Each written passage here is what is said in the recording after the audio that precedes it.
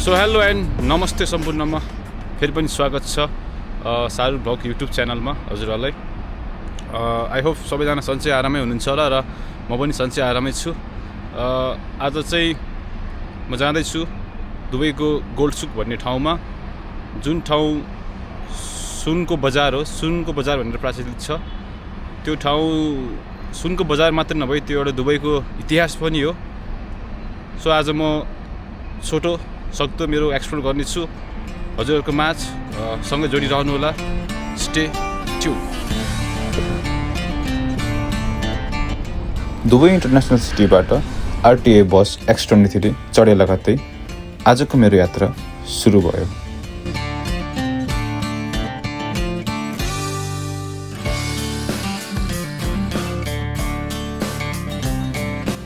बस चढेको केही बेरमै म ओतमेथा मेट्रो स्टेसन पुगेँ।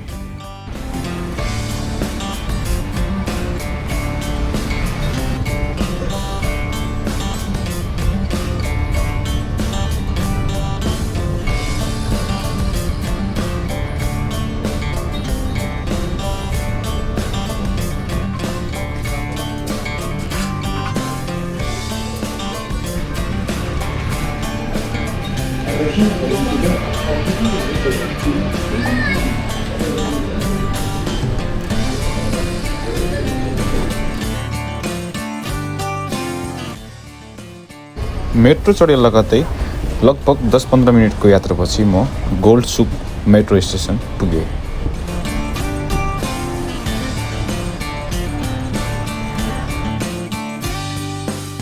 म तपाईलाई आज ल्याएको छु दुबईको ऐतिहासिक र प्रसिद्ध स्थान गोल्डसुक।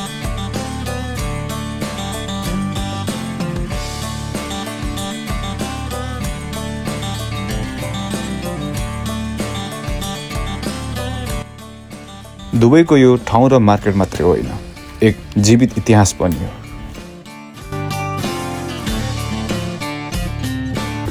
गोल्डसुकको सुरुवात 1940 देखि 1950 को बीचमा भएको थियो, जब दुबईमा सुनको र मोतीको व्यापार निकै नै चर्चित थियो। दुबईको लोकेसन एसिया, युरोप र अफ्रिकाको बीचमा भएकाले गोल्डसुक इन्टरनेसनल ट्रेडको मेन पोइन्ट भयो। आजको दिनमा गोल्डसुकमा 300 भन्दा धेरै सुन पसलहरू रहेको छ।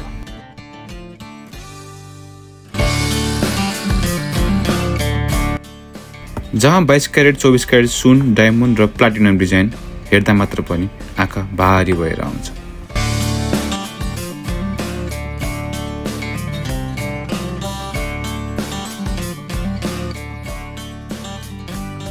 दुबई जति मोडर्न भए तापनि गोल्डसुकले ओल्ड दुबईको सोल अझै बचाएर राखेको छ। सानो गल्ली, भिड, चम्किलो लाइट अनि पसलवालेको वेलकम माई फ्रेन्ड।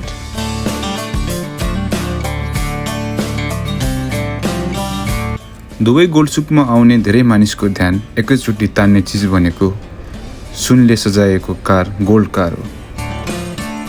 गोल्डसुकको सुनले सजिएको बजार र बाहिर उभिएको गोल्ड कार दुवै एउटै कुरा भन्छन्, दुबई सपना पुरा हुने सहर हो। यदि भन्दै यो एपिसोड हजुरमाझ सुम्पिदिएको छु।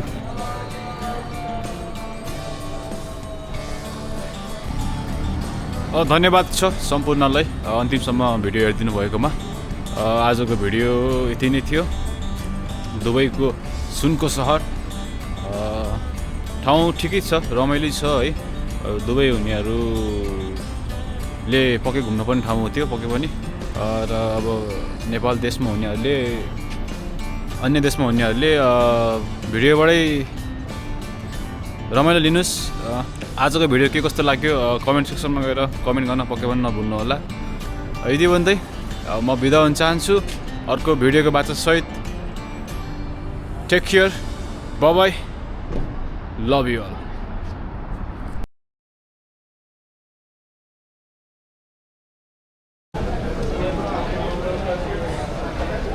రెండు కూడా